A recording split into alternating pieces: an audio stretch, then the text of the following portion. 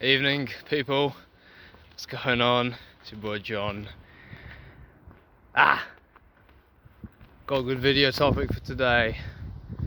How do you silence the mind? How do you silence the mind? Every new person who gets into spirituality asks this question. I remember asking the same question when I first started out.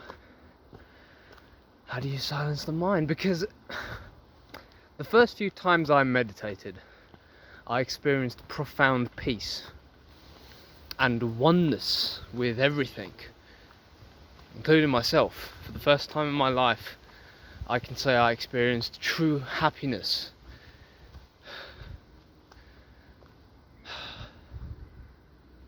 Happiness, right? Or joy, peace, calm, serenity, equanimity. For the first time I experienced what it was like to act out of spontaneity and intuition. For the first time I trusted myself, and I felt I was in absolute bliss. It was almost like I took some sort of happy pill. And what was so beautiful about it is I didn't do anything. I just was. I was just in the here and the now, in being present. Oh, it felt so good. Yeah, and I just wanted to chase this feeling. I just wanted to chase it. I was like, how do I maintain this? How do I keep this calm? How can I control? How can I control it? How can I use this calm to make difficult decisions? How can I maintain this state all the time? I still go through that. I haven't changed much, but there is a little profound change that has happened. The point of meditation is not to become calm. The point of meditation is not to be joyful or to be happy or whatever. These things are a side effect. Side effect of witnessing that you are not the mind and that you are not your emotions, the body. It's a side effect. Meditation is a practice, a tool for the being to see the person, the ego, and to witness the ego in action. And something quite profound happens deep in meditation when you do it for an extended period of time. You can't silence the mind. You can't do it. If you want to do it, you can't do it. It's impossible. If you want to silence the mind, you won't be able to do it.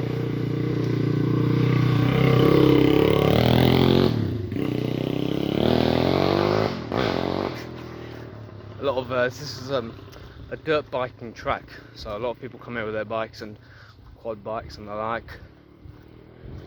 But if you want to silence the mind, you can't do it. It's physically impossible, because that within you which wants to silence the mind is the mind. You're trying to silence the mind with the mind. It doesn't work that way. You have to really let go of the mind completely, in the sense of you have to stop identifying yourself with it.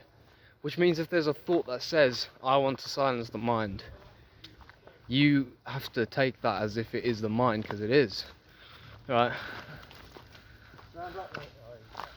They do. You have to take whatever thought that comes into your mind as being the mind. And it is the mind. It's the mind coming through the back door, the ego. The ego is all about control. Remember that. If you want a mantra, control is the ego. I must control this, I must control that. I must control myself. I must do the right thing. I always get that one. And how does the ego control? It controls you like a tyrant. Like any tyrant does, through force. So your ego, your own image of yourself, the vision of yourself in your head, will control you through inducing, as Alan Watts says or proclaims, is muscular tension. A profound sense of muscular tension throughout the body, I get mine in my forehead. It also takes the legs become stiff and hard, the muscles in the arms become stiff and hard, the muscles in the back, mine don't really stiffen that much. I don't feel a profound relaxation in those areas. It's mainly the arms, the legs and the forehead, and around the head as well. That's how the ego controls. It's like an entity, it's like a parasite, a psychic parasite which clutches onto you, if you can imagine it like that, like with claws. And that's what we call anxiety. That's what we call all of these disorders: anxiety, depression, OCD. It's a clutching, you can feel it in the body. It's the joining of physiology, of mind or cyclical activity with your physiological responses in your body. It's quite fascinating to actually witness this. But when you're in the grip of it, it becomes torture, especially if you let it go off the hand. And when I say let go off the hand, it means simply believing that it's real, or believing what your mind is saying is significant. It's never significant. It's never significant, gentlemen and ladies. It's always a lie, a phantom that tries to get you to believe in it. Your mind only will truly take over if you believe that it is powerful and has the ability to do that. It doesn't. The only power that it has is the power that you give it. Just like with anything in life. Meditation is simply detachment from the mind. Now you can't go into meditation thinking I'm going to detach from the mind. No. You go into meditation seeing, I wish to see the person who is suffering. I wish to see him or it or her. I want to witness it. That's why you go into meditation. You don't go into meditation to become calm or to become peaceful, or I want inner peace. We all want inner peace, and that's why we're doing these practices and these meditation practices and stuff, and these spiritual, all this. We're doing it for inner peace. We're doing it for inner peace. So inner peace will come, don't worry. But you can't grasp inner peace. Inner peace is one of those things that you will only achieve it once you've truly let go of trying to get anything. You only get inner peace through letting go. You can't get it through wanting it. If you want it, you won't get it. But the more you don't want it, the more you'll get it. So, the next time you want inner peace, ask yourself, who is it that wants inner peace? Who is the entity within me that wants inner peace? And what am I trying to get away from? Who is trying to get away from what? You know? Are you trying to get away from yourself? Or are you trying to get away from your thoughts? The feelings, the delusions, the anxiety. I've been through this many times, so I'm not speaking from a metaphysical perspective. I'm speaking from a very human perspective. What problem are you trying to get rid of? Who is the problem? And tell me if you can see him, or hear him, or feel him. Because if you can, you are not it. You are something else. Who are you? It's a nice walk. Physical activity is very good for cultivating inner peace. Gives the mind something to focus on.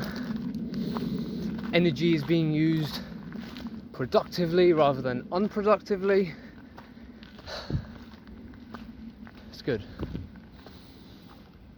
Look at this.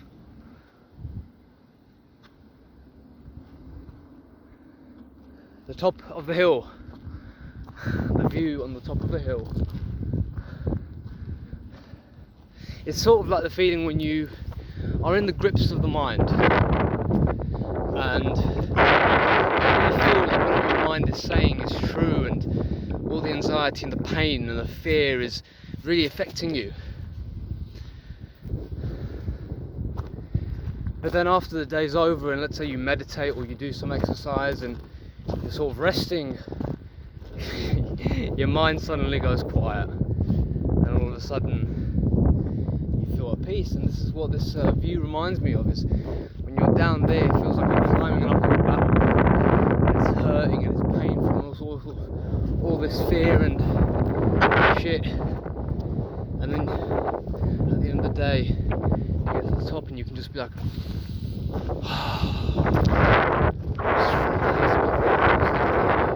the whole day was a nightmare. Find that nightmare. Next time, if you can find that nightmare, you can catch him before he ruins your day, before he ruins your entire perception. It's difficult because it's in our own eyes and it's in our own head, and we like to trust ourselves and we like to trust our thoughts. That's what he relies on, or she, or it.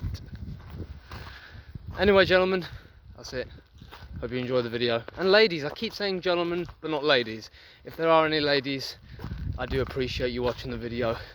If there are any animals watching the video, I also appreciate you too, you beautiful bastards. That's gonna be it. Take it easy. I'll see you in the next one. Peace.